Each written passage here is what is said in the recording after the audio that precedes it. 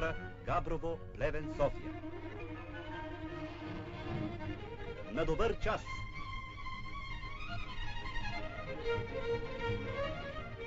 Колоната се движи със скорост, която на места достига до 40 км в час.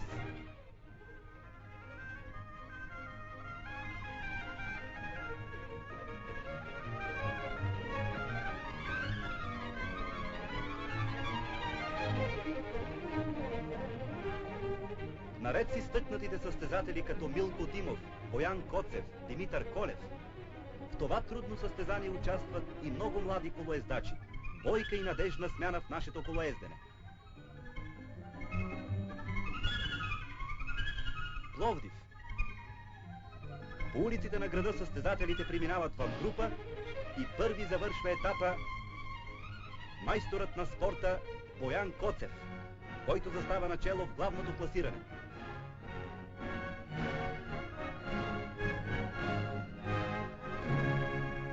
Отново на път.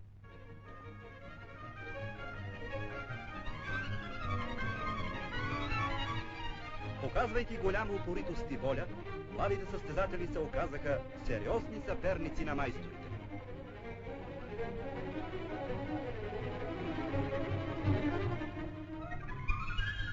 Километър след километър, преодолявайки всички трудности, колоездачната колона обхожда родната страна.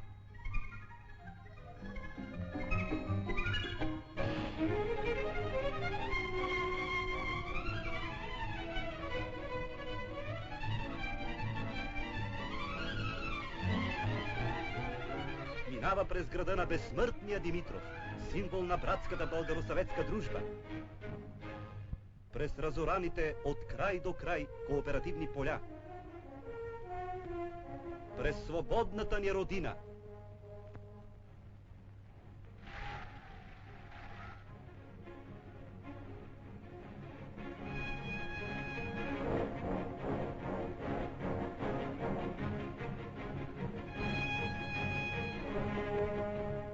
Топлата закуска е добре дошла преди сериозното изпитание, което предстои на участниците в пробега.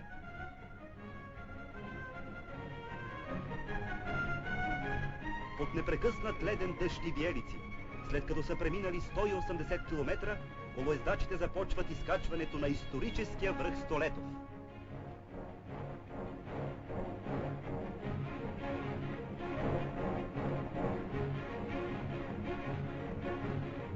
Напрягайки всички сили, метър по метър, героите от пробега изкачват стръмните серпантини на Шипченския проход, 1300 метра над морското равнище.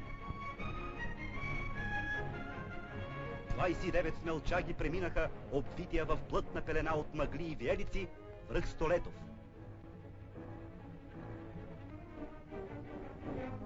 Още една страница на смелост и спортен героизъм е записана в историята на нашия колоездачен спорт. Последният етап на пробега започва от град Плевен.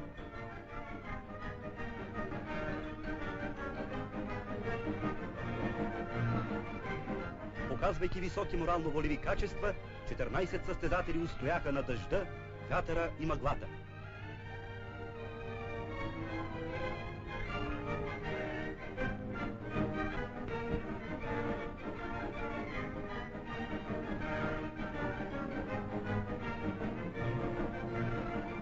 Последна почивка преди края на пететапната колоездачна обиколка.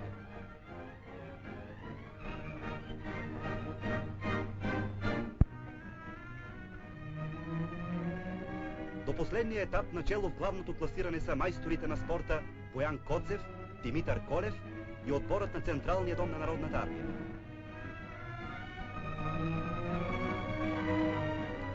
Последни километри. София.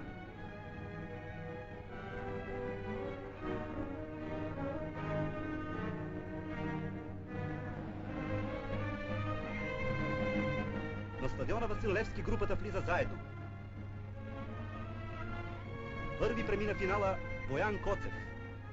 Победители в пететапния пробег, посветен на българо-съветската дружба, са майсторът на спорта Боян Коцев и отборът на Централния дом на Народната армия.